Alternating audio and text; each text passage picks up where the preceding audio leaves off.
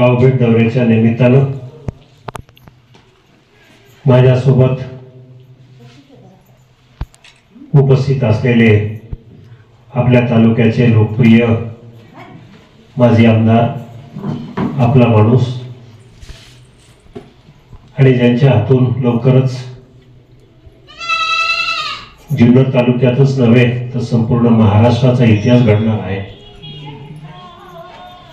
यांच्या हातून शिवाजी महाराजांचा जगातील सर्वात उंच पुतळा निर्माण होणार आहे,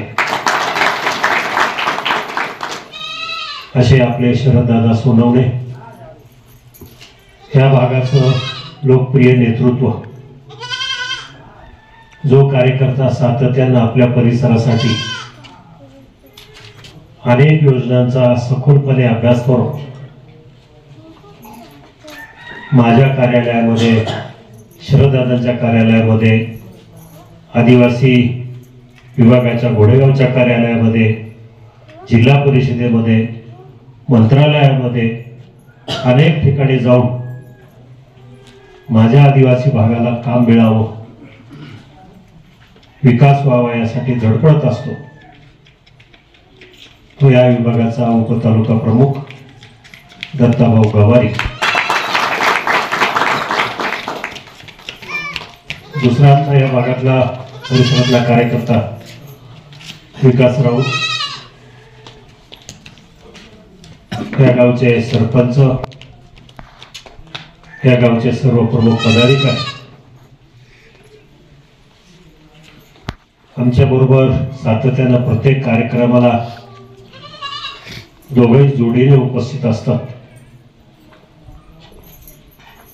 ते महेश शेळके आणि आमच्या प्रियंकाताई, खरे दोघेही बरोबर असतात कार्यक्रमाच्या. मला प्रश्न पडतो, स्वयंपाक कोण करतो? मी एकदा विचारलं तर महेश म्हणाला, मी भाकरी करतो आणि प्रियंका कालवण करते. तसेच माझे सगळे सहकारी ज्यांचा आवाजामध्ये आणि भाषणामध्ये एक धार आहे, ते आमचे तालुक्याचे तालुका प्रमुख सूर्यकांतजी ढोले, राजू डोंगरे आणि सगळेच पदाधिकारी. मला अतिशय आनंद होतो. या गावामध्ये मी हल्लीच मला वाटतं वर्षभरापूर्वी आलो होतो, वर्षुबाईच्या दर्शनाला पण आलो होतो. काकोंजाने मला त्या देवीवर माझी श्रद्धा जडली. आपल्या परिसरामध्ये अशी काही देवस्थान आहेत की ज्याचं जतन झालं पाहिजे, त्याचा मोठ्या प्रमाणात विकास झाला पाहिजे.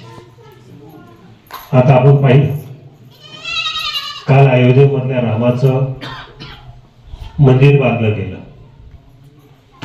सगळ्या जगभरात, देशातच नाही तर जगाच्या कानाकोपऱ्यामध्ये त्या मंदिराची महत्व गेलं. माझं असं स्वप्न आहे, अशाच प्रकारे एवढं मोठं जरी नसलं तरी आमच्या मनानं मोठा कार्यक्रम, मोठं स्वरूप या वर्सुबाईच्या देवस्थानाला येईल. किंबहुना दादा आणि आम्ही दोघे जर आज पदावर असतो तर नक्की याच्यावर काहीतरी तोडगा काढला असता. गेल्या महिन्याभरापूर्वी मी दादा एक बातमी वाचली की श्रीकांत शिंदेने त्यांच्या एका मतदारसंघामध्ये असं शंभू महाराजांचं मंदिर होतं, त्याच्यासाठी पर्यटनाच्या माध्यमातून 15 कोटी रुपये दिले. हे त्याला काय असे नॉर्म्स असे काही नाही, आणि आपला तर हक्क पोहोचू शकतो की बाबा इथं आमचं तालुका पर्यटन आहे आणि जुनं मंदिर आहे आणि आदिवासींच्या भावना त्याच्यामध्ये आहेत. त्यामुळे या मंदिराला आतापर्यंतच्या कार्यकर्त्यांनी जर पदाधिकाऱ्यांनी मदत जरी केली नसली तरी आमचं कर्तव्य राहील की येणाऱ्या काळामध्ये मी काही करून या मंदिरासाठी मोठा भरीव निधी आणण्याचं काम. पर्यटनामध्ये ग्रामविकासच्या माध्यमातून सुद्धा तशी आहे. तुमच्या नारायणगावच्या बाजूला कुठलं राम मंदिर आहे? आरवी पिंपळगाव. तिथं गेल्या 2-3 महिन्यामध्ये ग्रामविकास मंत्रालयाच्या माध्यमातून 1 कोटी रुपये आले. मग आमच्या ह्या मंदिराचा का विचार होऊ नये? तर तशाच प्रकारचं काम आम्हाला करायचं आहे. आपले रस्ते तुम्हाला माहिती आहे. मी महाराष्ट्रातले सगळे प्रधानमंत्री ग्रामसडक योजनेची योजना बंद झाली होती त्यावेळेला फक्त जुन्नर, आंबेगाव आणि खेड या 3 तालुक्यातल्या आदिवासी विभागामध्ये मी नियम बाजूला सोडून केंद्र सरकारकडनं मोठ्या प्रमाणामध्ये ते रस्ते मंजूर करून घेतले. आपल्या तालुक्यामध्ये जवळजवळ 6 रस्ते होते. आंबेगावमध्ये 4 होते आणि खेडमध्ये 5 होते. असे जवळजवळ नाही म्हटलं तरी 50-60 कोटी रुपयाचे रस्ते त्यावेळेला आपण मंजूर करून घेतले. ते लँडमार्क म्हणजे ते आठवणीत राहावे अशा प्रकारचे रस्ते. आता जरी खराब झाले असले तरी येणाऱ्या काळामध्ये आम्हाला सुद्धा त्याच्यावर काम करायचं आहे. पण काम करायला आपण काय करतो? गेल्या वेळेला आपण कुठेतरी आपल्या विचारधारेमध्ये लोकांनी कुठेतरी फसवलं किंवा मोदी सरकार, भाजप सरकार, शिवसेना हे आदिवासींच्या विरोधात आहे त्यामुळे त्यांना आपण मतदान करायचं नाही. आपण त्याप्रमाणे केलं पण नुकसान कोणाची झाली? नुकसान आपल्याच समाजाचे झाले. मी आपल्याला नम्रपणे हात जोडून सांगतो की मोदी साहेब ते कशाला आदिवासी समाजाच्या विरोधात जातील? त्यांचं आरक्षण काढून घ्यायचं कारण काय? फक्त काही लोकांनी जाती जातीमध्ये भांडण लावून द्यायची अशा प्रकारची प्रवृत्ती विरोधी पक्षामध्ये असल्यामुळं खोटं काहीतरी मोदींच्या नावाने खपवायचं. मला सांगा, सगळ्या जगाला बरोबर घेऊन जाणारा माणूस, जगाला बरोबर घेऊन जाणारे पंतप्रधान, राज्याला बरोबर घेऊन जाणारे आपले मुख्यमंत्री, त्यांनी कधी भेदभाव केला नाही. अगदी आपल्या समाजाची महिलेला राष्ट्रपती केलं.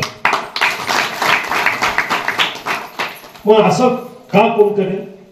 मग आपलं आरक्षण काढून घेणारे, आपले हक्क काढून घेणारे, असं कधी कोणाची हिंमत नाही. कोणी मायकाला जन्माला यायचंय की आदिवासींचे हक्क काढून घ्यायचे? कारण खरे देशाचे हे जे रक्षण केलेलं आहे हे आदिवासींनी केलेलं. इतिहास खूप मोठी परंपरा आहे, प्राचीनच्या पेक्षा पौराणिक परंपरा आहे आपल्या समाजाला. आणि म्हणून आपल्या समाजाचे हक्क काढून घ्यायला असे राजकारणी कोणी त्याच्यावर काय करू शकत नाही, ही सत्य गोष्ट आहे. म्हणून कुठेतरी भविष्यामध्ये आपल्याकडे येतील की आपल्यामध्ये मतभेद, भेदभाव करायचा प्रयत्न करतील. पण तसं कोणाच्या भूलथापाला बळी न पडता आपण आपल्या विकास कामाकडे बघायचं. आपलं काम कोण करणार आहे? आपण 5 वर्षाचा इतिहास बघायचा की आपल्यासाठी आपण निवडून दिलेल्या लोकप्रतिनिधी, मग आमदार असो किंवा खासदार असो, ते आपल्याकडे किती वेळ आले, कधी आले? 4 वर्षात आले? आता आले असतील 1.5 महिन्यापूर्वी, तरी पण नाही आले. हात जोडा करत त्यांना, अजून नाही पाहायला भेटत. त्या आता मालिका पण बंद झाली, आता बघणार कसे? मालिका बरोच गोळ झाला, हरकत नाही. म्हणून मी सांगतो, असं राऊंडवर येणारा नेता नको आहे, तर ग्राउंडवर काम करणारा नेता पाहिजे. ते राऊंडवर असतात, आम्ही ग्राउंडवर असतो. आणि म्हणून आम्ही खासदार नसताना कामं केली. तुम्हाला सांगा, आपल्याकडं 3 कामं ह्या गावाला दिली. एक 25 लाखाचं रस्त्याचं काम कुठलं ते पिंपरवाडीनं, त्याच्यासाठी 25 लाख दिले. 7 लाख रुपये ब्लॉकला टाकले. 10 लाख रुपये ग्रामपंचायतीच्या विस्तारीकरणाला टाकले. काय होते का माझ्या खासदार ठेवून? काय नाही. ज्याच्याकडे खासदारकी होती त्यानं काय दिलं नाही. ज्याच्याकडे काही नसताना त्यांनी दिले. हा फरक आहे.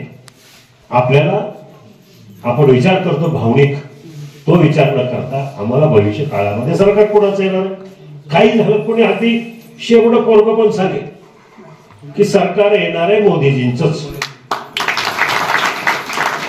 त्यांना पर्याय आता एक निवडणूक तरी जाईल त्याला पर्याय. मग त्यांचा उमेदवार शक्यतो मीच असणार आहे.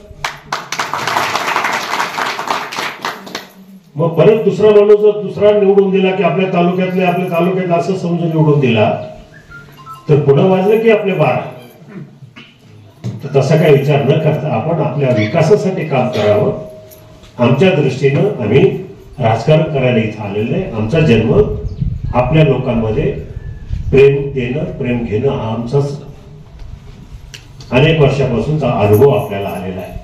आम्ही कधी राजकारणामध्ये असून कधी रुपयाचा कलंक आपल्याला कधी दिसला नाही की आम्ही कधी वाईट केले, कधी कोणाला तापड मारली, कधी कोणाचे पैसे खाल्ले. आयुष्यामध्ये आम्ही काय केलं नाही. आमचं काय राजकारणावरून आठवत नाहीये. आम्हाला कुठेतरी छंद आहे, आम्हाला कुठेतरी हौस आहे की बाबा लोकांमध्ये राहावं, लोकांची सेवा करावी. अन्यथा आम्ही आमच्या पद्धतीनं सक्षम आहे म्हणून आम्ही हे काम करतो. त्यात आम्हाला आनंद वाटतोय. योगायोगानं राज्याचे मुख्यमंत्री एकनाथभाई शिंदे सारखा सोन्यासारखा मुख्यमंत्री आपल्याला असतात. अक्षरशः सोन्यासारखा. रात्री 2:30 वाजता सुद्धा तुम्ही जा वर्षा बंगल्यावर, तो माणूस तिथं भेटतो. मी प्रियलाच बघितले 4 वेळा. रात्री 12च्या नंतर जोडी अगदी कधी उशिरा जरी गेले तरी मुख्यमंत्री भेटतात. अगदी 2:30 वाजता झोपतात ते, रात्री 2:30-3 वाजता आणि सकाळी 6-7 ला उठून कामाला. कोणी माणसाला ते भेट ना करत नाही. हे सर्वसामान्यांचा आमदार, मुख्यमंत्री सर्वसामान्यांचा आमदार. आणि म्हणून आपल्याला सगळ्यांना विचार करा. मी यापेक्षा जास्त काय बोलत नाही, बराचसा उशीर झालाय. दत्ताने मला सांगितलं होतं की 1 वाजता जेवण आहे. मध्ये डायबिटीज असल्यामुळे मी जास्त बोलणार नाही, मला भूक लागलेली आहे. तो सादर केलेला लिझमाचा कार्यक्रम आहे, खूप छान. त्या दिवशी आमच्याकडे आंबेगाव तालुक्यामध्ये मी गेलो होतो आवप्याला. ते खाली कुठला बाजार आहे ते आडिवरे. हा, आडिवरेला सुद्धा अशाच प्रकारचा महिलांनी छान पद्धतीनं लेझिमचा कार्यक्रम केला होता. आणि म्हणून मला ही संस्कृती तुमची आवडली आणि तुमचं मनापासून कौतुक करतो की हा सांस्कृतिक खेळ आपण असा जपा.